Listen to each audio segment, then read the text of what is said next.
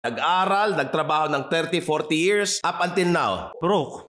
That's the biggest lie. People are just doing what they know that's best for them. Correct. Best way they know how. The reason why they are there simply because they are at the lowest consciousness level of humanity. Yan na.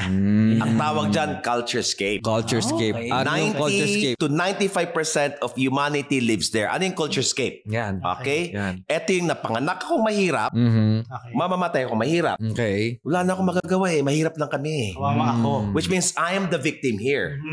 Okay? And a lot of people live there.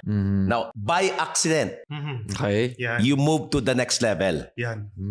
From culturescape, by accident, paano ka ba? Bakit by accident, no? You did not go the usual track. What's the usual track in the culturescape? Anak, mag-aral ka lang mabuti. Yan. Para pag may maganda kang grades, makakapagtrabaho ka na maayos. Okay. At pag 60, 65 mo, Re-retire. nakapag-SSS ka, may mga retirement fund ka, you will die happy and successful. Yan. Totoo. Sinungaling.